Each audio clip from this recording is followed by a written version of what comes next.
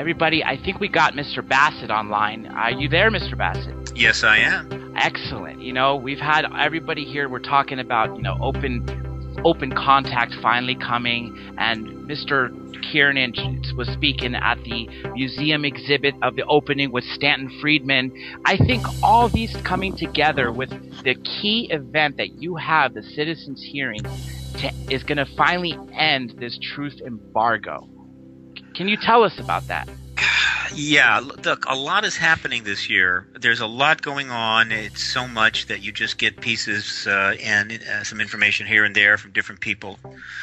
But the truth embargo is near its end. It's been, hanging on by a thread, frankly, for a number of years. The truth embargo, of course, is the policy of the U.S. government and its allies to not acknowledge this extraterrestrial presence, to pretend it's not here, to deny it, say as little as possible, even nothing. When cornered, again, come up with flat statements of denial. This policy has now been in place for 65 years. So we think it's time for this policy to end, and it's time for the people to know the truth. A rather important piece of information, namely they're not alone in the universe. Okay, good. What will end it? What will change this policy? Governments usually don't give up their policies, particularly when they've held them for a long time, easily. They hang on as a matter of pride, as a matter of public relations, you name it. And they've been really very resistant. But it's catching up with them. Public awareness is nearly 100% worldwide. 50% of the American people, in fact, all of the developed nations, believe that this phenomenon is extraterrestrial. 85% believe their governments are not lying about it. They're lying to them. Probably based on some polling, recent polling, 50% of all of the people in the world believe this phenomena is extraterrestrial. So how long can you maintain this illusion, this rather strange misrepresentation? So is this the year? Very likely. I think the prospects look good. I'm getting comments that insiders inside government are making moves themselves, that there's kind of a timeline underway, a little bit slow perhaps, but nevertheless underway. And we have, of course, our contribution to the process, the disclosure process, and that's the citizen hearing, which is scheduled for April 29 to May 3. This citizens hearing is going to be broadcast on the web for the whole world to see. Can you tell everybody where they can see it? Yeah, the website is citizenhearing.org, and at citizenhearing.org you can easily find the webcast link. We're going to webcast it in English and Spanish, which covers, about 1.7 billion people. Our plan is to then archive it in Mandarin Chinese, Arabic, Japanese, and Hindi, so that in archive, people will be able to go and watch the entire hearing, all 30 hours of testimony and questions and answers, for $3.80. I mean, it's $3.80 to watch it live for a whole week and $3.80 to go to the archive. So we're trying to make it as accessible as possible to everybody. And this is part of the power of this event. The citizen hearing is more than just a press conference, much, much more. It's not 2 hours in front of some media. It's 30 hours over 5 days with media coverage before, during, and after. And it's being webcast. Whether or not television gets in there, C-SPAN, whatever, we will be webcasting it. More importantly, it's the number of witnesses is 41 witnesses will be presenting testimony. And then, of course, there's the fact that the hearing committee is made up not of just anybody, but former members of the United States Congress and Senate, House of Representatives and the Senate. Between these 6 committee members is 80 years of tenure in the House of Representatives, the U.S. Congress, and the Senate. This has never been done before. It's unprecedented. Furthermore, we're filming the entire thing, so we'll have an extensive record, and we're going to make a documentary about it called Truth Embargo. Stephen, with this truth embargo and all the testimony from this kind of caliber of eyewitness, it seems quite historic. It would hold up in any criminal law, obviously. What about the higher government? Do you think, people in charge are going to be keeping a close eye on this and feel threatened that the truth may be told and maybe feel like, we might be ready for disclosure? Well, we're pretty confident that a significant percentage of people inside government right now are probably in favor of ending the truth embargo. We've got plenty of allies inside, and that only grows. I'm sure the government is paying attention. I know the government's paying attention to this. I mean, we're holding it 2 blocks from the White House and 14 blocks from the U.S. Capitol. There's already been some substantial coverage. There's going to be a lot more. So, yeah, they're fully aware of it. Do they feel threatened by it? I think ultimately they know the truth embargo is going to end. So I suppose to the extent that it might advance the pace of that, I suppose that maybe they would prefer to have a little more time. But the idea that like the truth embargo is going to be around a long time and this is going to suddenly change that, no. So we think probably it's going to build more allies in government and help the process rather than create any too much resistance. That's my sense right now. So again, we're getting very feedback even from insiders. We're getting some feedback indirect from insiders that are basically sort of endorsing the idea. As far as the reports being made by FAA pilots, they really can't report to the FAA anymore. They made a new law, I think, back in 2010 that they were not to take any more reports or not to receive any in the FAA, but they were redirected the pilots to Bigelow Aerospace, and they would take the report. Why do you think the government wanted to bow out of taking these reports from the pilots? And what do you think was behind that whole situation where they just diverted the question? That was actually a very short episode. The complex policy here is that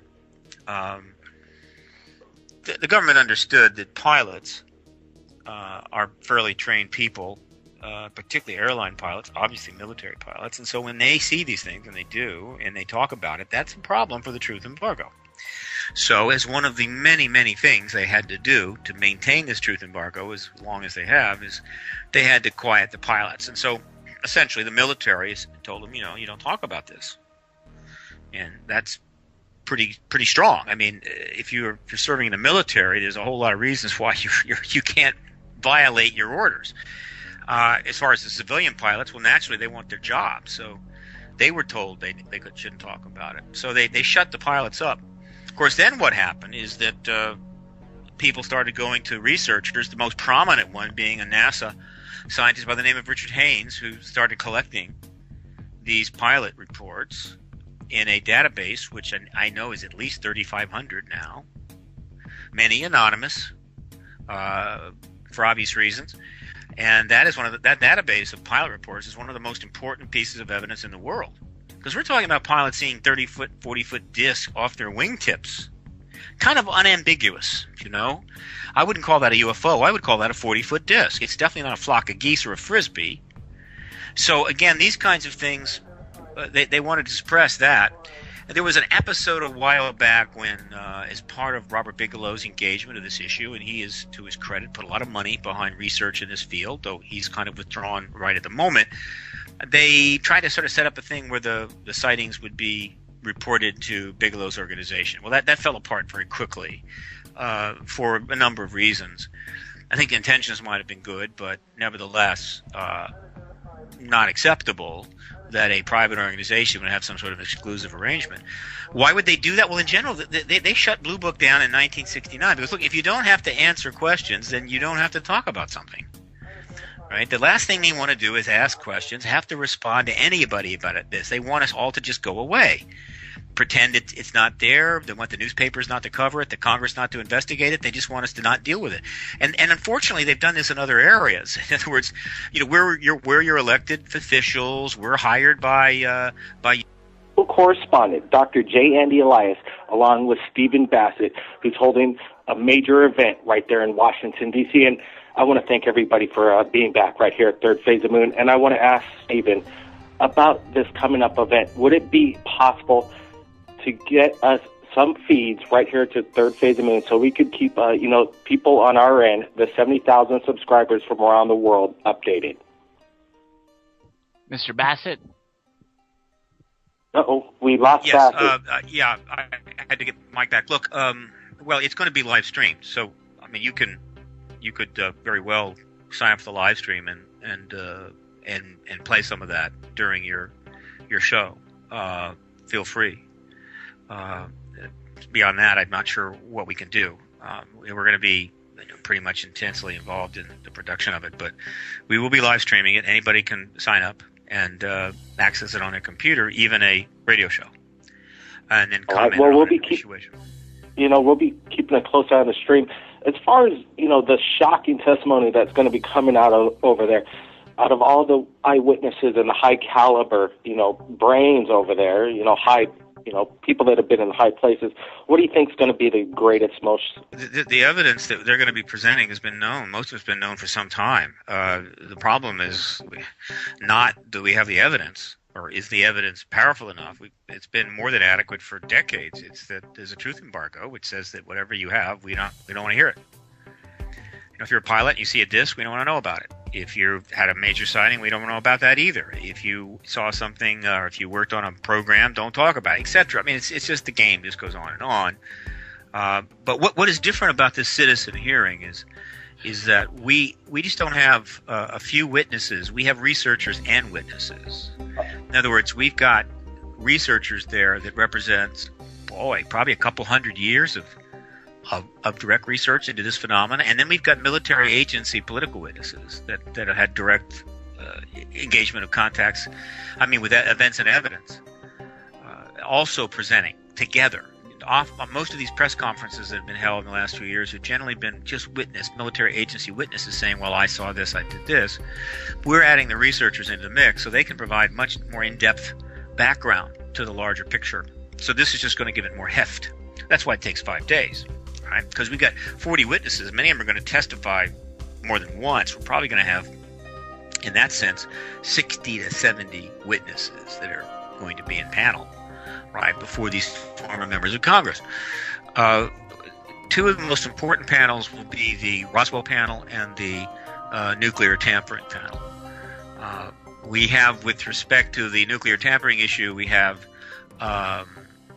Robert Salas, Malmstrom Air Force Base case, Minot case, and then, of course, we have others related to that issue, David Scott, David Schindley, Bruce Venstermacher.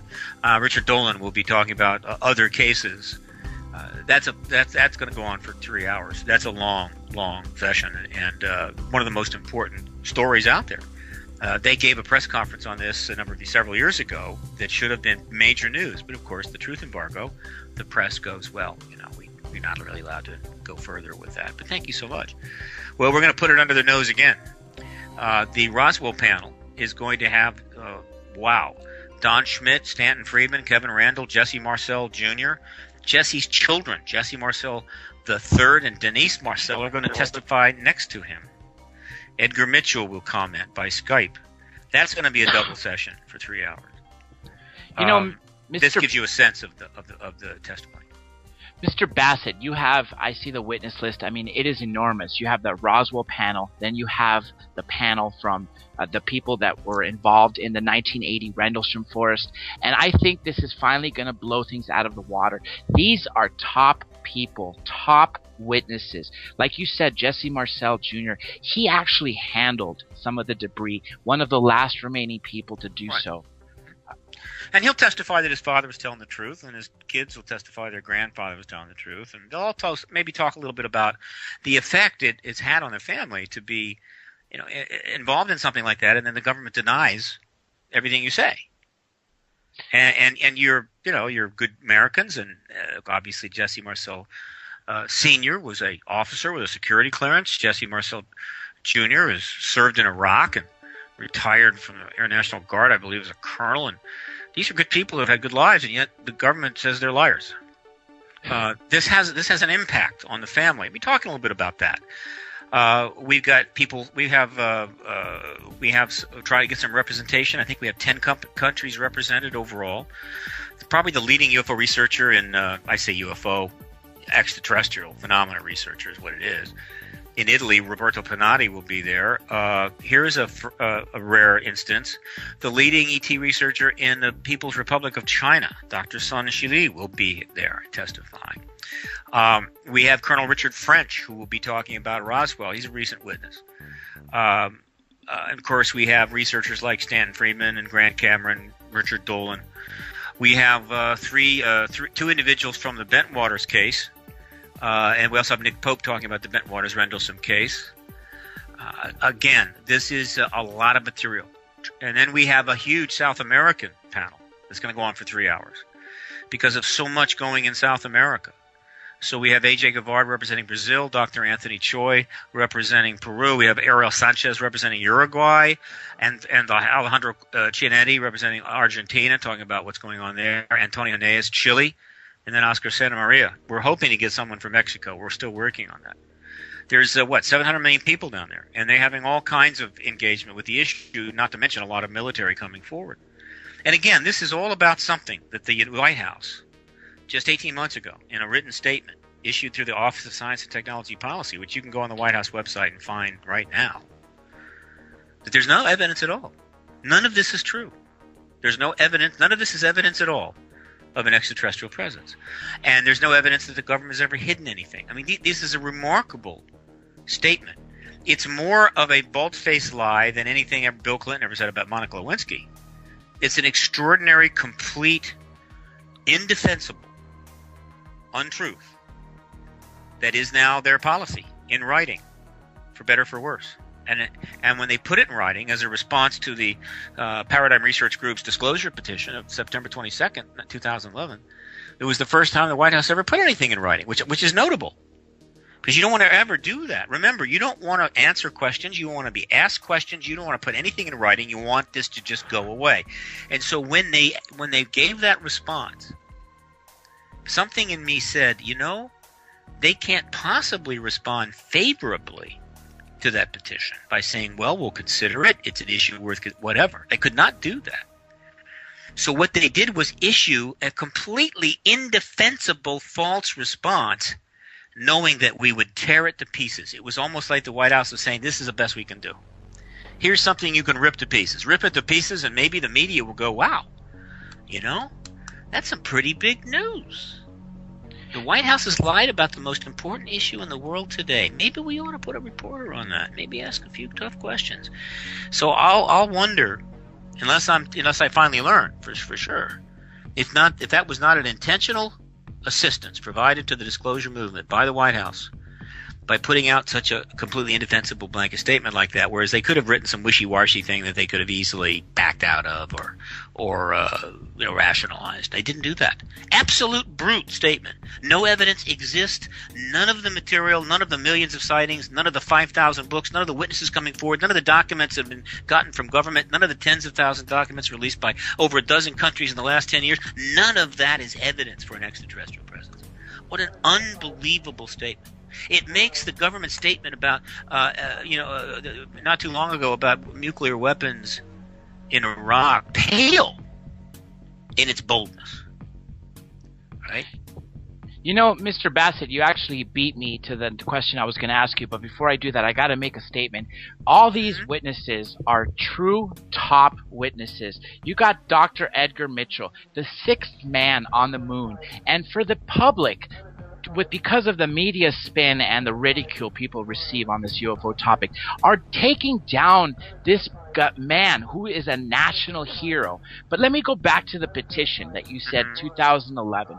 At the time, it was 5,000 signatures. You got 12,000, right? Right, which got our response, which is why we were able to get a response, because that was the rule at the time. Yeah, and then they changed it to 25,000. This last petition, they changed it to 100,000 after we started getting the word out.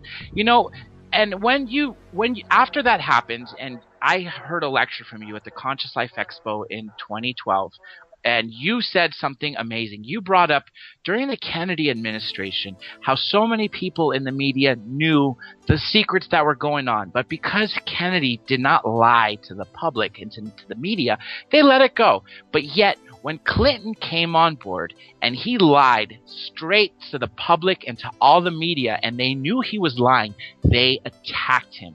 And just like you said in your lecture last year, I truly hope that the media will finally pick up on this of being lied to. Well, it's certainly an issue. I mean, of course, the world has changed since Kennedy. Yeah, and obviously Kennedy didn't lie about his affairs. He was not asked. It was like an understanding, worked pretty well.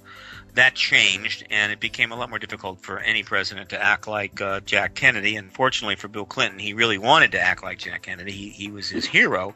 But when he stepped out on the podium that time and said he had not had sex with that woman, he really crossed a line and helped to ensure that the media frenzy would essentially bring it all out.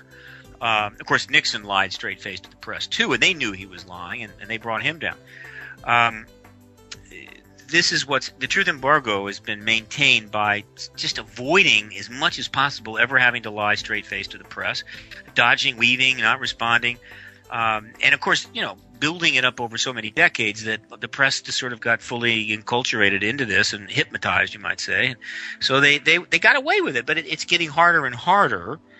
And for whatever reason, either by intention or because they didn't see it coming when they created that petition program, We the People, at the White House website, they got put in a position where they either had to say we don't want to respond to that petition, which would have been very, very telling, or they had to give some sort of a semi-positive response, which would have been pretty interesting for them, or a complete denial. And they chose the complete denial. So the strategy, of course, was to get that all along. Now, in the last 18 months, we've certainly attacked that position in various ways with 5 more petitions that went to the White House website and stayed up there for 30 days, not longer, because we could never get the 25 and eventually 100,000 signatures. But the citizen hearing is designed specifically to provide it's the other shoe dropping here. The first shoe was the disclosure petition and the White House response. 18 months later, we dropped the second shoe, wherein for 5 days we're going to dump 30 hours of the evidence the White House claims doesn't exist, and we're hoping a couple of editors and publishers will go, okay, that's it, that's enough, and they're going to go Watergate, Iran-gate, Benghazi-gate, Travel-gate, Pork-belly-gate, Trooper-gate, pick a gate. They're going to go gate on this issue, and once they do that, once they start asking Hillary Clinton and Bill Clinton and Webster Hubbell and John Podesta and Bill Richardson and Al Gore and the current Secretary of State, the current head of the CIA, the obvious questions, it's over. It's done. The truth embargo will not last 2 weeks. You have so many of these top people that have such extraordinary evidence, extraordinary testimony of what they witnessed, and yet people don't take it seriously. And the thing is just like Stan Friedman says, it's the noisy negatives. Don't bother me with the facts. My mind is already made up.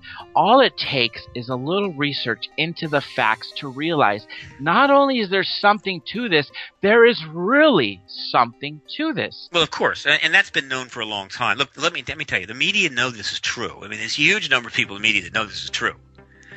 So they write thousands of stories about it. You go to Paradigm Research Group website, check out the media archive. I mean, there's 6,000-7,000 stories there, articles. They just write articles, though. It's like whatever happened, write it up. This statement, that statement, this press conference, write it up. No investigation. In other words, it's like Woodward and Bernstein not investigating Watergate, just writing what the administration was doing on a daily basis, but never actually going and doing any, quote, real investigation. They've stayed out of the investigation mode because they know if they go there, they end the truth embargo, and it's sort of understood you don't do that. But the point is that the number of people taking it seriously grows every year, and so let's don't overstate the situation.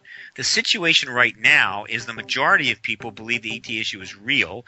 The vast majority know the government's lying. More and more media are covering the issue. It just hasn't finally broken yet. The truth embargo is just clinging there, hanging there, and it's all it's going to take is a little more effort, a little more force, and it's going to fall. And the question is when. And the analogy is perfect to the situation in the Soviet Union.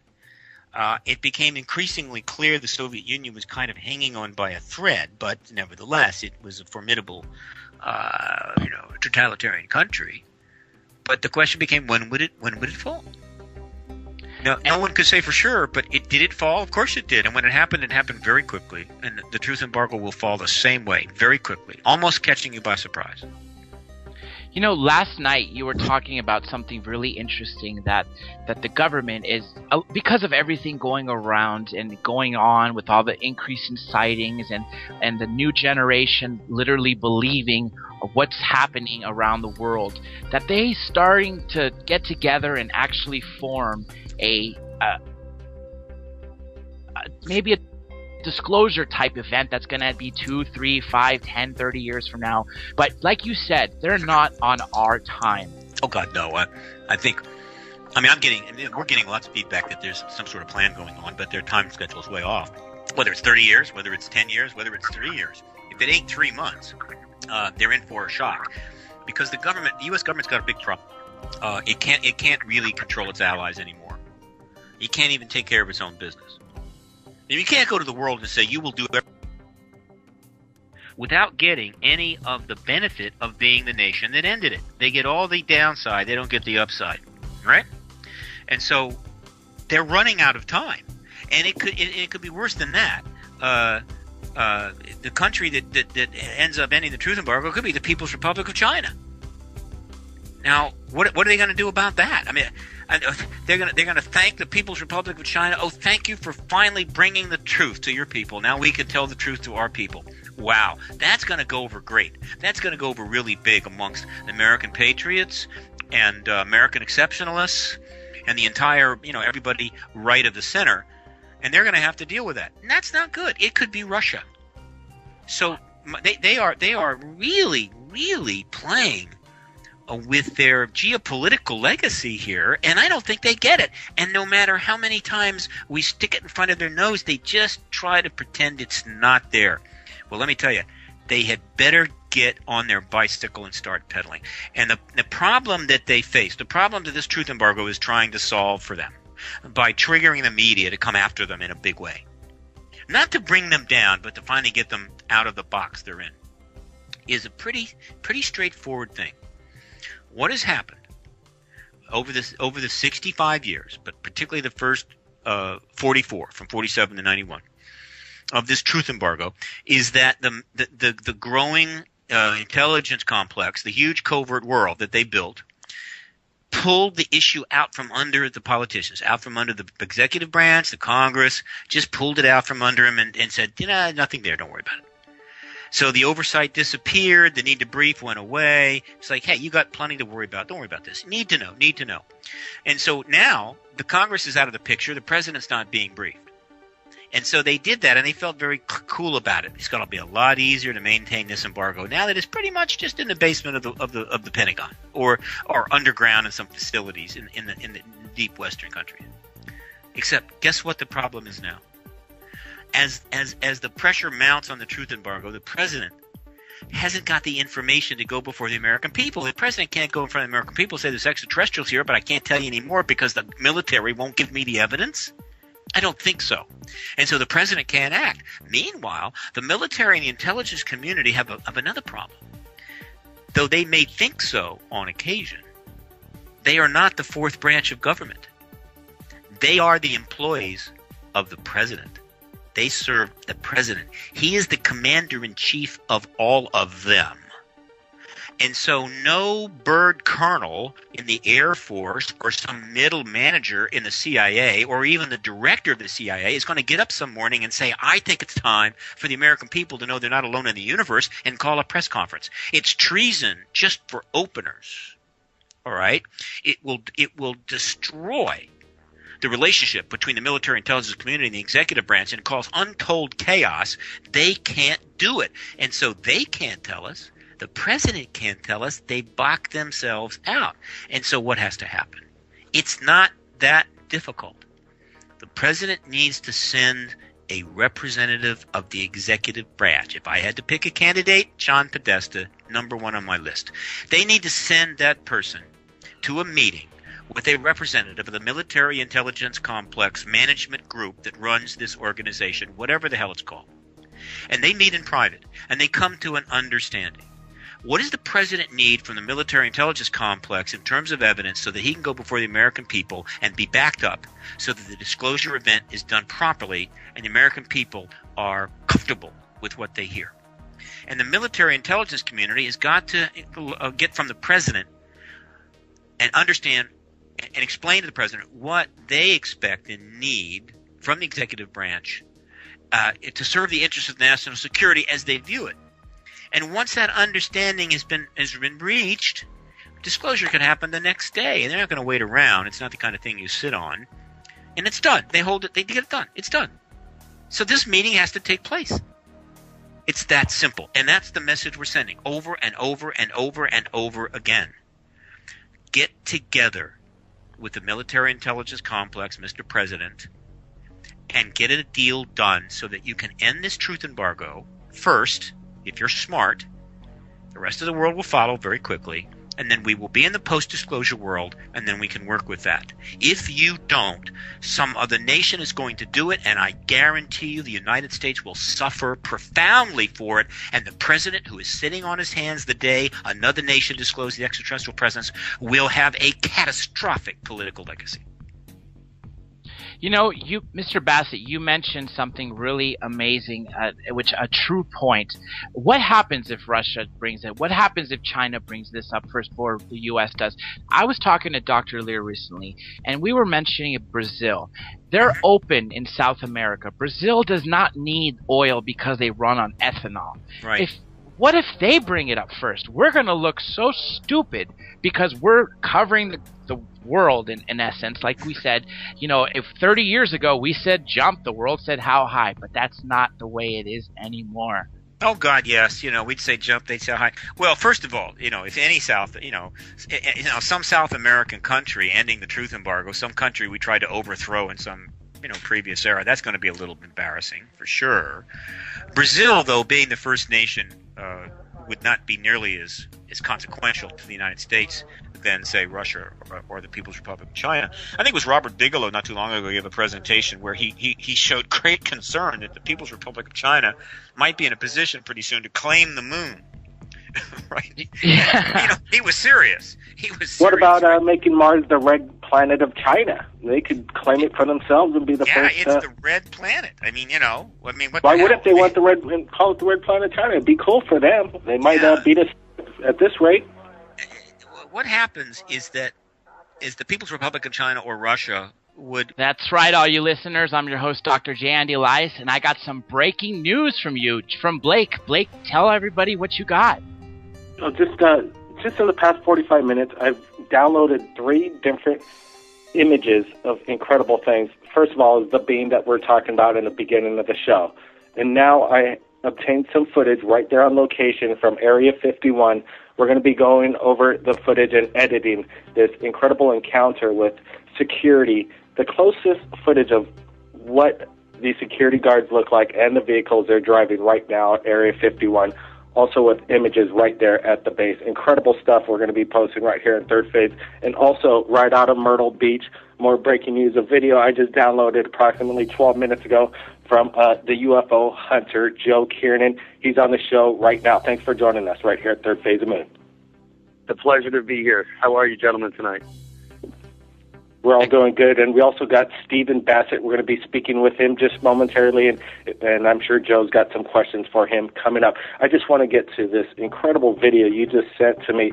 It looks like it just came right out of Area 51. Obviously, it is some kind of conventional aircraft, but it is very unusual in the way it looks and flies. It has a triangular formation, lights that don't make any sense from the bottom, and then all of a sudden, Joe, this thing cloaks out of existence, just straight out of a Star Trek movie. What did you think when you saw this? Pretty much the same thing as you. As quick as it disappeared was as quick as it arrived. It was a nice clear night. There was a lot of strange lights, a lot of very different lights that are out of the ordinary. Occasionally, I do see a lot of these very strange lights, but in the last 2 nights, it seems to be a conglomerate of all of these strange lights were all coming together, and they were very exciting nights. The orange orbs that we used to see here regularly, they made a return as well, which was absolutely astonishing. Very nice to see them back. it's very strange with the orange orbs. There is a sense of empathy with them. It's a very, very joyful and happiness feeling when they arrive. They do really incredible things, but unfortunately, when the orange orbs are here, the military jets are not far behind. So, well, not just military jets, experimental military with possible cloaking technology. I've never seen anything quite like it. A whole aircraft just basically cloak out like a Klingon vessel, and it was spectacular. Did this thing make any noise at all, Joe? No, this thing didn't make any noise at all. And we had my wife and I, we were sitting out enjoying the night, and we had our eyes on the sky pretty good. And this thing just had all of its lights on. It just all of a sudden just had it looked like a dozen lights were all over this thing, and it really just was right there in front of us. And we were discussing it. Did you see it coming? I never saw it coming. I don't know where it came from. It was just there. And it cruised right past the constellation of Orion and continued on a due north path, went straight over my house and didn't get too far past my house, and then it wasn't there. I don't know if all the lights went off or it was completely cloaked out at that point. Regardless, it just appeared and then it wasn't there. And it lasted about a minute and a half. It was rather incredible. It was truly astonishing. Mr. Bassett, let's continue going into this. Mm-hmm. Yeah, well, again, it's not a conference. It is a hearing, citizen hearing. It's designed to look and feel like a congressional hearing. It's the hearing that Congress has not held. And it's been, I guess since 1968 was the last time that the Congress held a hearing on this, which is amazing when you consider how much evidence has amassed since then. And it's going to cost $600,000. That's how much we're spending on it. To give you, it's the most expensive event in this field ever. It is the largest event, I think, of its kind ever. It's unprecedented in the nature of the way it's constructed. And more importantly, we're making it accessible to the media around the world. In other words, any reporter, editor, publisher in any country in the world can watch this live for 30 hours for $3.80 by going to citizenhearing.org and clicking on the webcast, the CHD webcast. Now, obviously the public as well. We'd love to have people all over the world watching this. This could be an historical event. This could be the event that triggers disclosure finally. Not directly, but by triggering the media to actually start asking, who have access in every country to their leadership and to their legislatures and so forth, and if they're so disposed, could ask questions about this. And if that starts, it's over. The truth embargo cannot sustain even a moderately vigorous media engagement of investigative engagement. So that's what's going down. And it's not the only thing happening. There are other documentaries coming out. There's more documents being released. Australia just joined the group of nations, the last major Commonwealth nation, about a number of months ago, and Australia proactively released a lot of their files on this phenomena. Not smoking gun, not gun camera footage. None of them have done that, but they've released more files to be downloaded millions more times. People all over the world spreading this information everywhere, while the U.S., of course, has not released anything. Again, the U.S. is boxed in. It can't take any action because as the leader of the truth embargo, any such action would be magnified, and suddenly they'd have 1,000 reporters on top of them, so they have to do nothing, right? So our goal is nothing less than creating a situation where the truth embargo will end this summer, and to help ensure that they don't think this is just going to go away.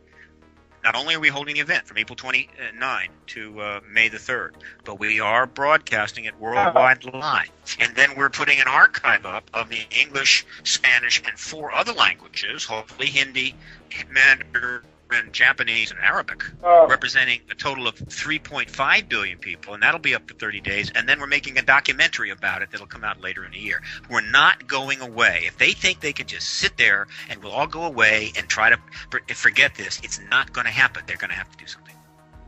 Stephen, that's the bulldog of getting the questions out, sick the pit bull. You go get them. We like that attitude. We need more people with that kind of fire to get, the answers to our questions, because, there are out there in the government, high power, trying to suppress technology that could benefit mankind as a whole. You know, the video that we just got in from Area 51, we asked him why is he doing this? What is his agenda and the whole thing? And he just wants to know the answers, where our taxpayer money is going, and trying to find out. Do you know anybody in Area 51 base that has come forward through your research that has spoken to you about Area 51 on what is really going on there? A number of people have come forward about Area 51. There's probably a good dozen. It's a tough one because they protect Area 51 pretty intensely, as you know, and so they've gone to greater lengths, I think, to undermine potential witness testimony there. I think probably the leading expert on Area 51 and the witnesses is George Knapp. At this point, Area 51 is not. I mean, Area 51 is going to come up in the hearing. I really would love to do a strong panel about it, but I could not assemble the people I needed. It's tough, but we don't need Area 51. Everybody knows about it. Perhaps in another hearing we'll do that. But I'm glad you mentioned this business about being a bulldog and all that. Let me tell you a little anecdote here. We have 6 former members of Congress. 20-year Congressman Roscoe Bartlett, who's a scientist, served on many committees relevant to this issue, and just left the House, right, after 20 years. We've got Congresswoman Lynn Woolsey, who just left the House after serving 20 years. We have Congresswoman Carolyn Kilpatrick, left not too long ago after 14 years, Darlene Hooley after 12 years. Then we have another gentleman who is a scientific background, Merle Cook. And then we have Senator Mike Gravel. Now, you fellows may not be of our generation, my generation, or certainly Mike's generation, but you talk about a bulldog. Mike Gravel is still going strong at 82, still pretty sharp. And a lot of people have forgotten that it was Mike Gravel, in order to help short-circuit the Nixon administration's effort to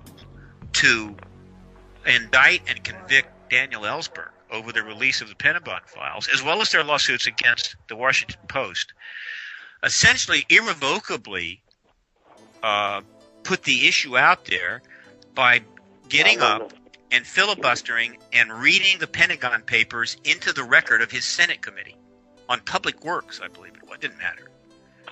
And by doing that, he basically made the whole issue moot and helped to result in the collapse of the case against Daniel Ellsberg. Now, that's a bulldog. And Mike Gravel is on the committee, this committee. And I'll give you another little anecdote. You want to know about a bulldog? 45 years ago, the last congressional hearing, which had 5 witnesses, it was basically kind of a just get the hearing done, here's some stuff, and then let's just forget about it. Right, 1968, and then the next year they closed down Project Blue Book and then tried to just pretend nothing, it was all going to go away. One of the 5 and only living witness from that hearing was Stanton Friedman. And 45 years later, Stanton Friedman is going to be testifying in front of the Citizen Hearing Committee. That's a bulldog. That's the kind of people that they think are just going to go away and leave them alone.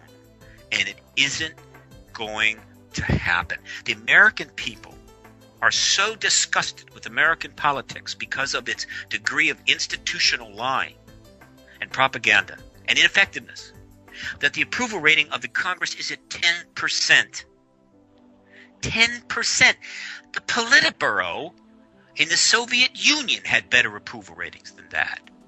They should be grotesquely embarrassed that in a country like ours, where you have a great deal of latitude to take action, and you're not going to be thrown in a gulag or put into prison because you challenge, say, one of the branches of government, that they are so ineffective that their approval rating is 10%. That's how bad it is.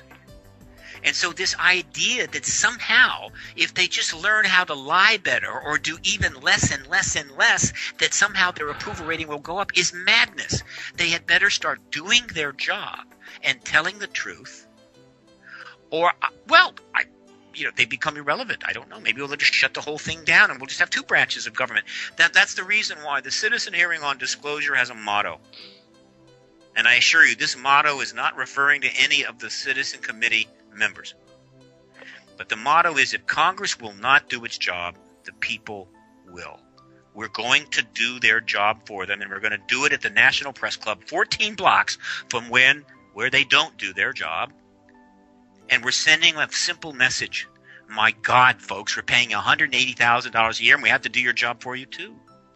And then we're sending the press a message which isn't doing their job. We're investigating this issue, and we're holding the investigation in the National Press Club, where the 13 floors underneath us are filled with media who are not doing the job that we're going to do for them. I don't know how clear this message could be. The people will do the job. People are submitting their footage on a daily basis, and there is one guy in particular, Joe Kiernan, right here on the show, has managed to capture multiple sightings over South Carolina. Do you have any questions for Stephen Bassett in regards to what you've dealt with or what you hope for the future of this major event? Yes. There's quite a bit I'd like to add in and look for answers there. Mr. Bassett, how are you? Thank you for taking the time. Mm-hmm. I'm very interested in the citizens' disclosure in D.C. It was brought to my attention a few weeks ago. I had the pleasure of spending the day with Stanton Friedman, and he was the one who first brought it to my attention. And you can't be more right than what you were just saying a moment ago. We're really not getting much help from where we would like the help to come from, and unfortunately, it has a lot of this info and the legwork is done by a lot of the citizens who may or may not be having a difficult time dealing with it. I have been seeing a few strange things, and many people have, a lot of very credible people.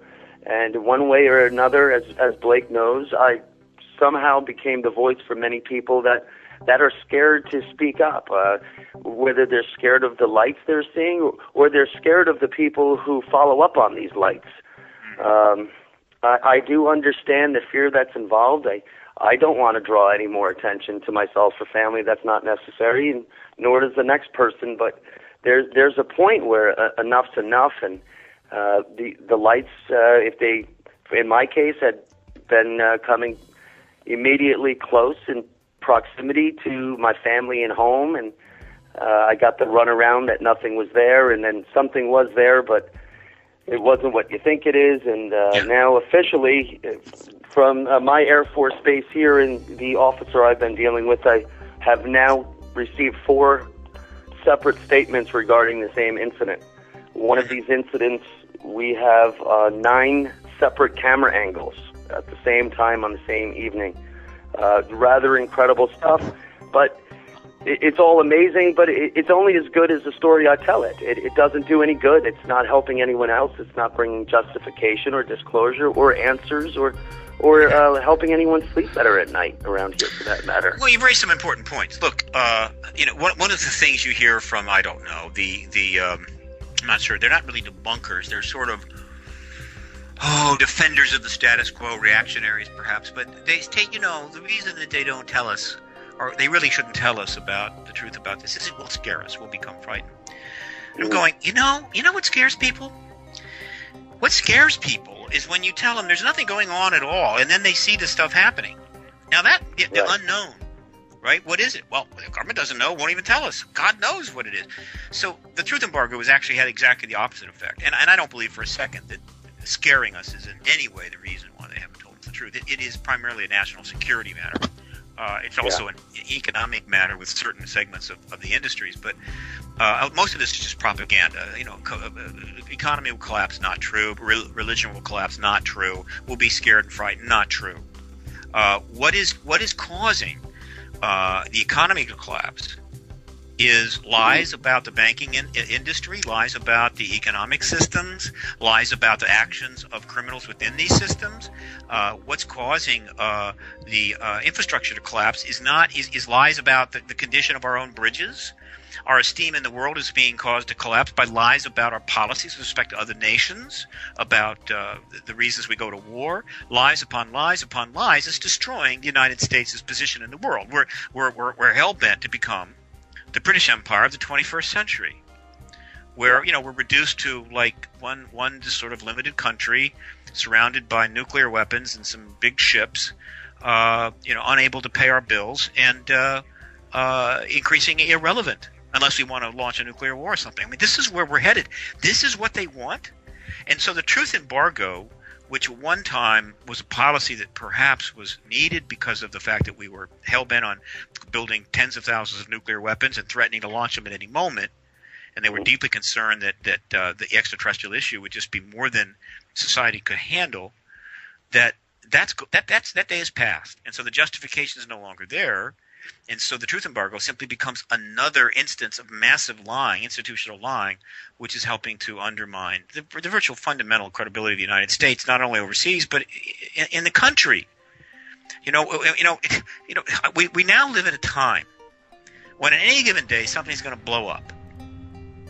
And one of the first questions that's going to be asked by people and by the media is, was it domestic or foreign?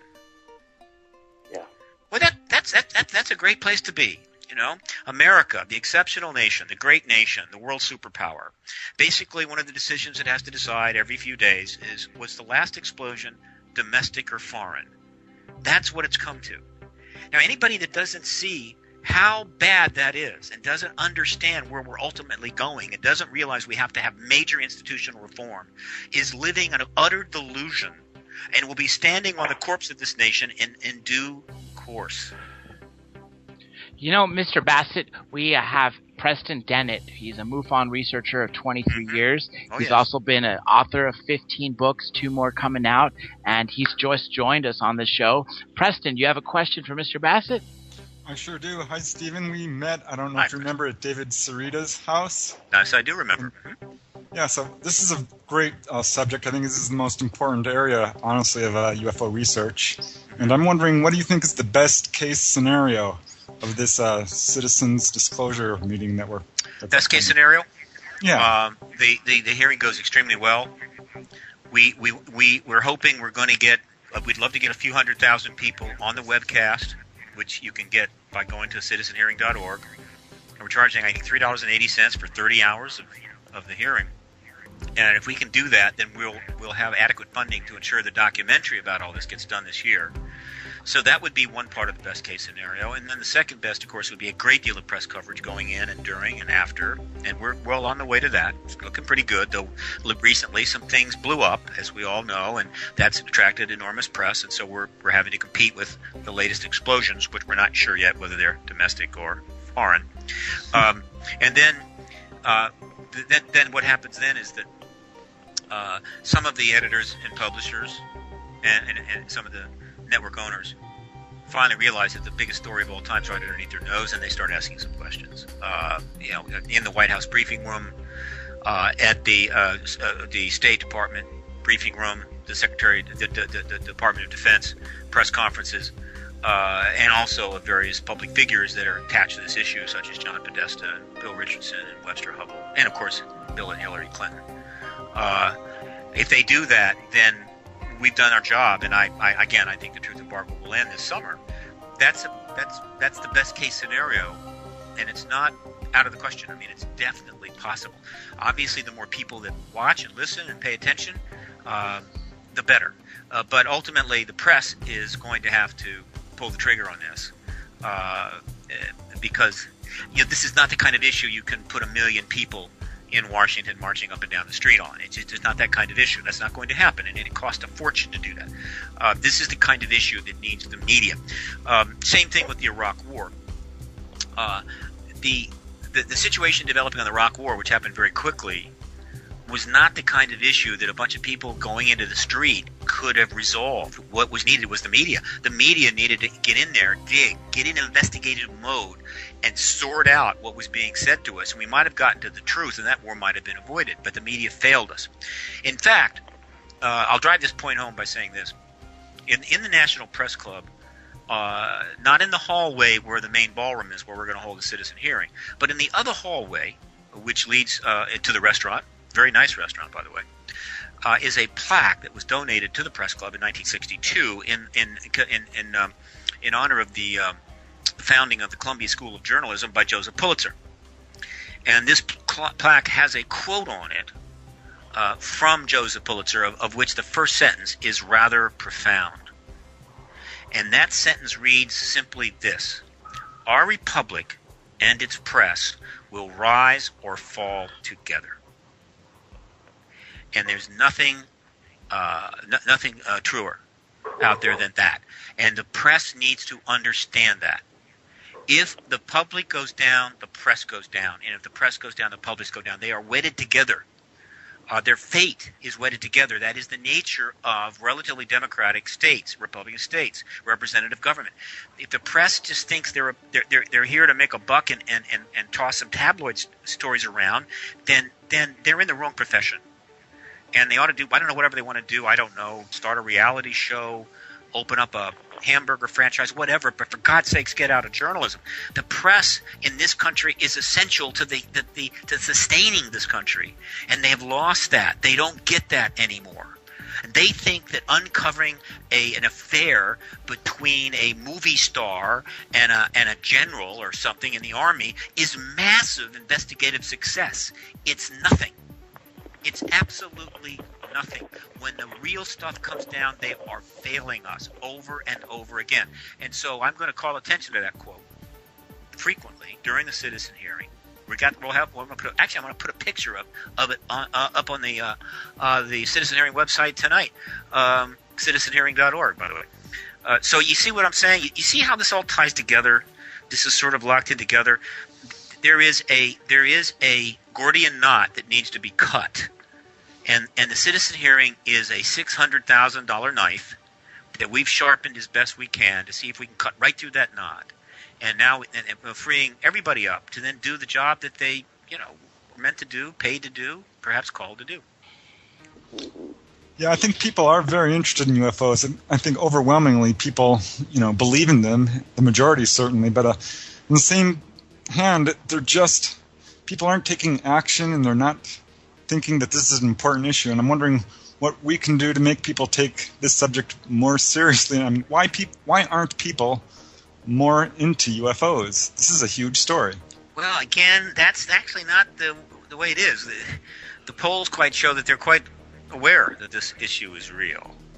And first of all, we don't want them to get into UFOs. We want to put the acronym UFO completely in the past. Right. It no longer works. It no longer applies. It's inappropriate. It's anachronistic. Let's just forget about it. It's extraterrestrial phenomena. That's what it is. It's not UFOs. UFOs is a propaganda term created by the government specifically to help maintain the truth embargo. It's no longer applies. We're talking about extraterrestrial phenomena. We're talking about extraterrestrials. We're talking about silver discs with humanoid non-humans in them. That's what we're talking about. If there's a flock of geese up there, fine. We're not talking about that. I just wanted to say this subject matter and getting the truth out. Researchers on a mission, Stephen Bassett going at them, asking the heavy questions, bringing everybody to get together, talk about the truth. I want you, Stephen Bassett, to look everybody in the eye when you're down there, and you don't back or take a blink. We love what you're doing. You keep up the hard work.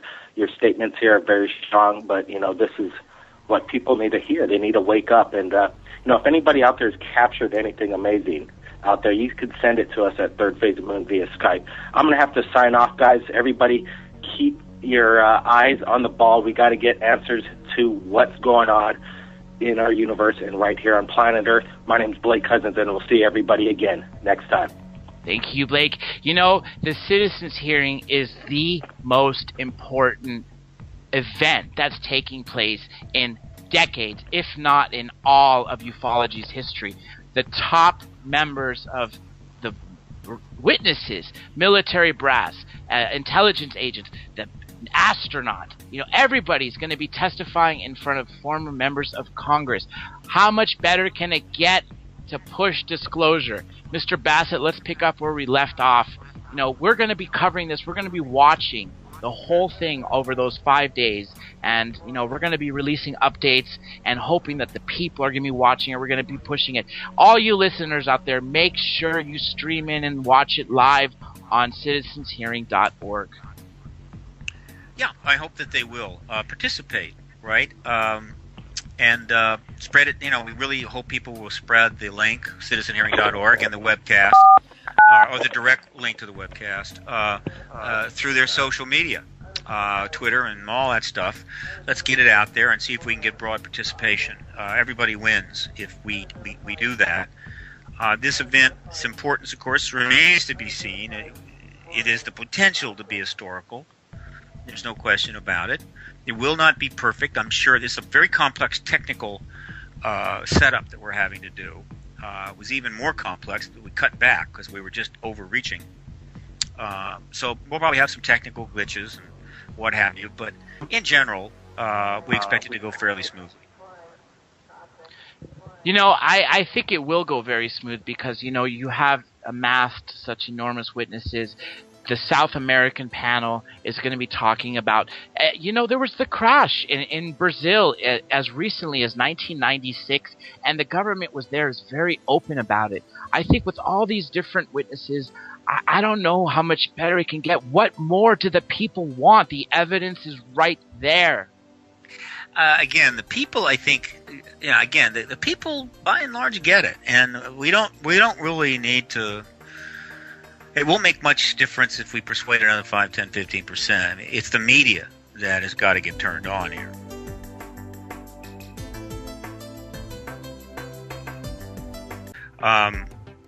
What will end it? What will change this policy?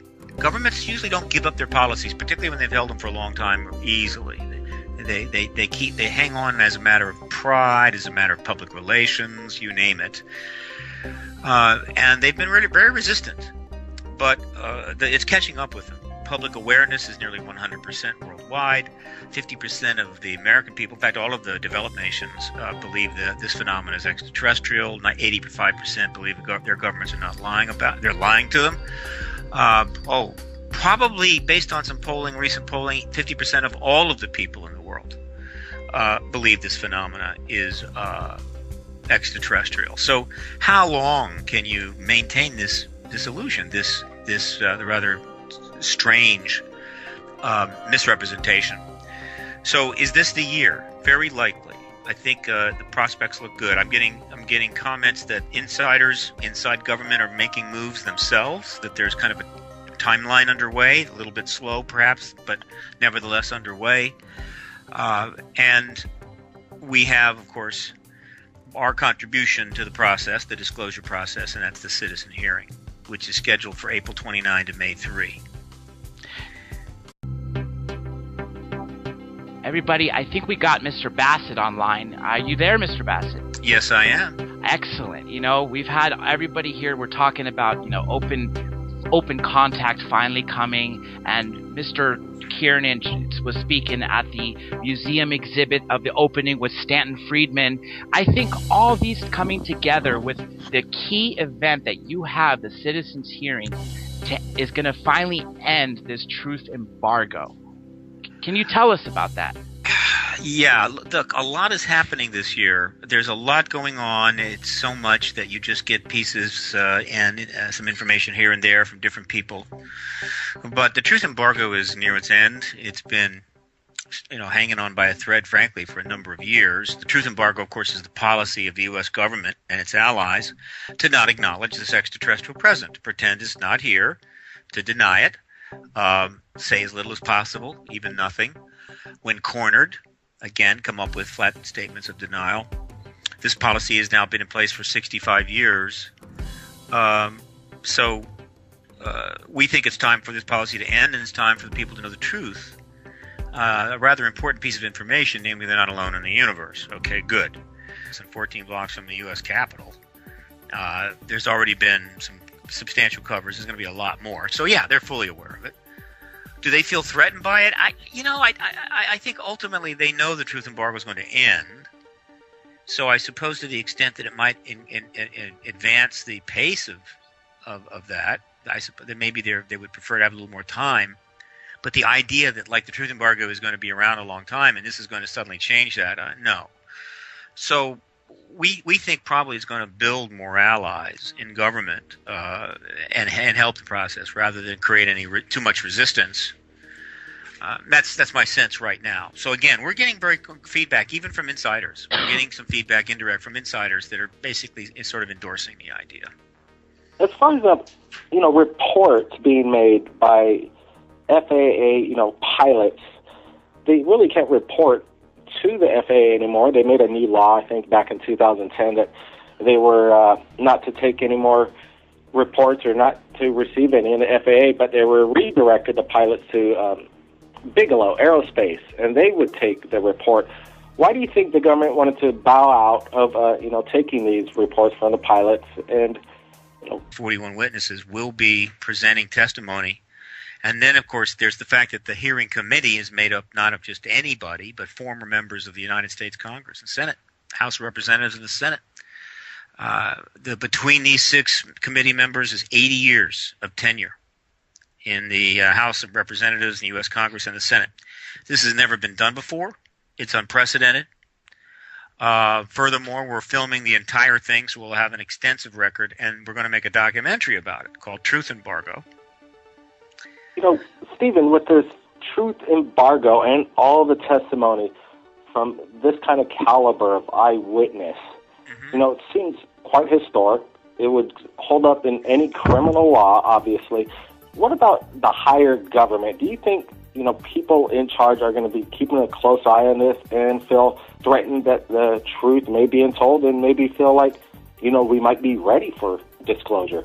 Well, we're pretty confident that a significant percentage of people inside government right now are probably in favor of ending the truth embargo. We've got plenty of allies inside, and that only grows. I'm sure the government is paying attention. I know the government's paying attention to this. I mean, we're holding it 2 blocks from the White House. This citizens' hearing is going to be broadcast on the web for the whole world to see. Can you tell everybody where they can see it? Yeah, the website is citizenhearing.org, and at citizenhearing.org you can easily find the webcast link. We're going to webcast it in English and Spanish, which covers, about 1.7 billion people. Our plan is to then archive it in Mandarin Chinese, Arabic, Japanese, and Hindi, so that in archive, people will be able to go and watch the entire hearing, all 30 hours of testimony and questions and answers, for $3.80. I mean, it's $3.80 to watch it live for a whole week and $3.80 to go to the archive. So we're trying to make it as accessible as possible to everybody.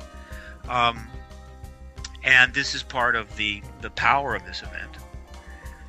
The citizen hearing is more than just a press conference, much, much more. It's not 2 hours in front of some media. It's 30 hours over 5 days with media coverage before, during, and after. And it's being webcast.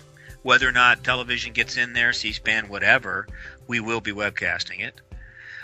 More importantly, it's the number of witnesses is 40.